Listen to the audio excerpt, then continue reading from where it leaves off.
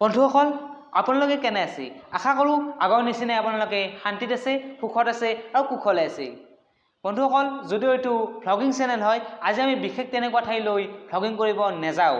আজি আমি যাম এটুকুৰা বিশেষ ধৰণৰ ঠাইতহে।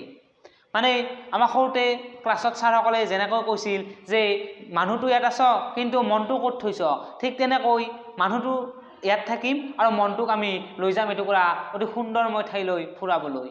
মানে মই এটি অতি সুন্দৰ প্ৰেম বিষয়ক কবিতা লিখি উলিয়াইছোঁ তোমাৰ সুবাস বিচাৰি। গতিকে এই কবিতাটো আপোনালোকৰ আগত আজি মই দাঙি ধৰিম। আশা কৰোঁ আপোনালোকে কবিতাটো শুনি নিশ্চয় বহুতেই ভাল পাব। গতিকে কোনো ধৰণৰ সময় নষ্ট নকৰাকৈ অনুৰোধ আমি আৰম্ভ কৰোঁ আহক সেয়া কবিতা। কবিতাৰ শিৰোনাম তোমাৰ সুবাস বিচাৰি। কবি আৰু আবৃত্তিকাৰ ৰাহুল কলিতা। তুমিতো নহয় কোনো পৰ, তুমি মোৰ জীৱনৰ সংগীতৰ সপ্তস্বৰ, যি স্বৰ অবিহনে মোৰ জীৱনৰ সংগীত চিৰদিন আধৰুৱা। মোৰ দেহ নিথৰ, মোৰ মন জঠৰ, পদূলি খালি মোৰ কোঠা খালি। কিবা যেন উদং লাগিছে আজি হৃদয়ৰ থপথপনি।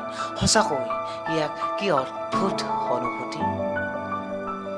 পথত পৰি থকা প্ৰতিটো বস্তুই মই বুটলিলোঁ, কি জানি তাত তোমাৰ ঠিকনাই পাওঁ। এনেদৰেই হৈ পৰিছিলোঁ মই এদিনাখন তোমাৰ বাবে বলিয়া। তুমি মোৰ মনৰ কথা এবাৰো নুবুজিলা, মাথো এটি নামহে দিলা পগলা।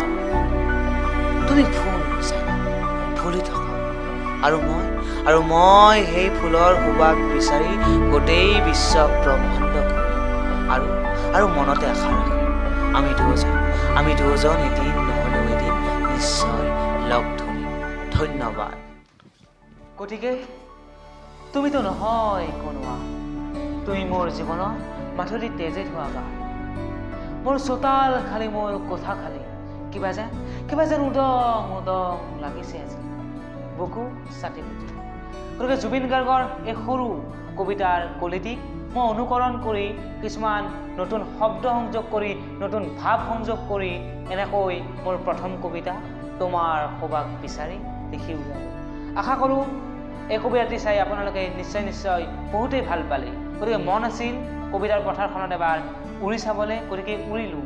গতিকে এতিয়া আপোনালোকে লাইক, কমেণ্ট আৰু শ্বেয়াৰ লগতে ছাবস্ক্ৰাইব কৰি আপোনালোকে মোক কবিতাৰ পথাৰখনত উৰিবলৈ পুনৰ আকৌ সহায় কৰি দিব বুলি আশা ৰাখিলোঁ।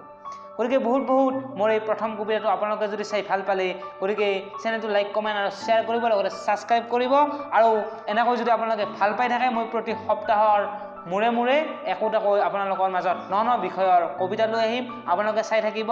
গতিকে এই প্ৰথম কবিতা হিচাপে কিবা ভুল প্ৰান্তিতে নিশ্চয় ক্ষমা কৰি দিব। গতিকে আজিলৈ ইয়াতে সামৰোঁ। ধন্যবাদ।